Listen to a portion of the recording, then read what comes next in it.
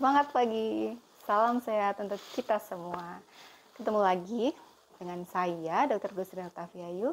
Kali ini saya ingin sedikit mereview kayak pernah ngebahas aja.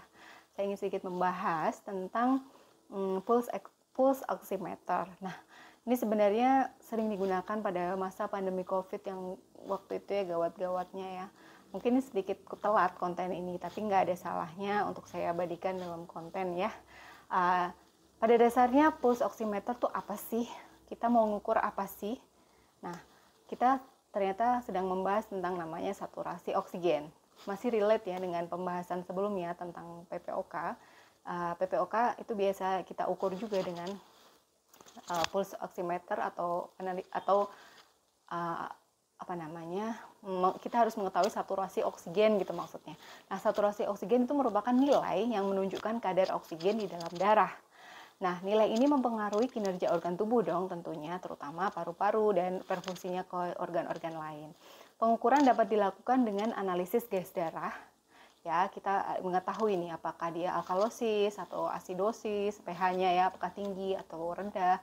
Kemudian evaluasi pada penyakit gangguan pernafasan, ada tidaknya ketoasidosis diabetikum ya pada penderita diabetes, kemudian analisis pada gagal hati, gagal jantung, gagal ginjal, bahkan kita juga menganalisis pada penderita sepsis atau infeksi yang sudah sistemik atau sampai ke seluruh tubuh ya, infeksi yang meluas sampai seluruh tubuh.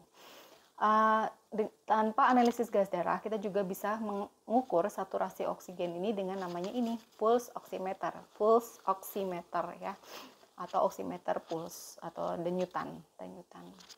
Normalnya saturasi oksigen kita itu berkisar antara 95% sampai dengan 100%. Kapan pasien dinyatakan gawat atau perlu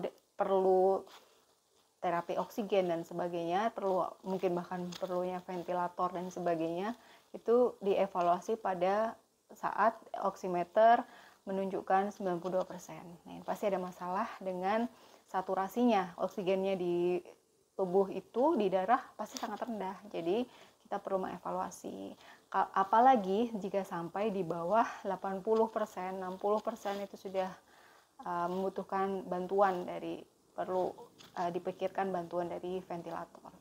Pada saat pandemi COVID kemarin sempat ya ada kegawatan hingga sampai turunnya saturasi ini sampai disebut happy hypoxia karena seolah tidak ada gejala sampai ternyata dia hipoksia dan menyebabkan kematian yang mendadak. Nah, ini yang harus kita hindari ya. Karena namanya COVID itu juga masalah pada pernapasan, saluran pernapasan, sehingga kita melakukan monitoring dengan pulse oximeter ini. Jadi tidak ada salahnya jika kita punya. Selain mengukur saturasi, pulse oximeter juga bisa mengukur denyut nadi dan juga PI index itu adalah perfusion index dari jantung. Nah, PI index ini berkisar 0,02% hingga 20%, menunjukkan kuat atau lemahnya detak jantung kita. Nah, kita coba ya.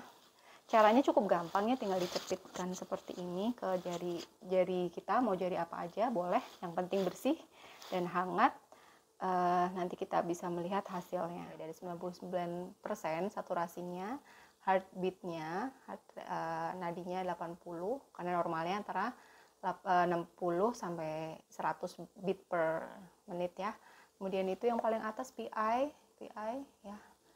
PI itu perfusion indexnya 4,1. Itu masih normal ya.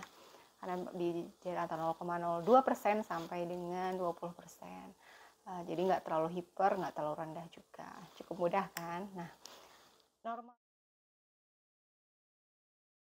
Cara kerjanya tadi ya menurut British Lung Foundation, ini gimana sih dengan menempelkan aja kok bisa kebaca? Nah, ternyata kerjanya ini dengan mengukur perubahan penyerapan cahaya dalam darah yang teroksigenasi atau terdeoksigenasi. Jadi HB yang membawa hemoglobin yang membawa oksigen itu terbaca di sini, lebih warnanya merah. Ini hampir sama juga dengan infrared tadi ya. Dengan infrared ya, yang saya udah bahas di konten sebelumnya ya. Dia akan kan ada ya sensornya membaca adanya perubahan dari cahaya, penyerapan cahaya dalam darah yang teroksigenasi maupun yang tidak. Gitu, gampang kan? Nah, nggak ada salahnya kita memiliki satu oximeter di rumah.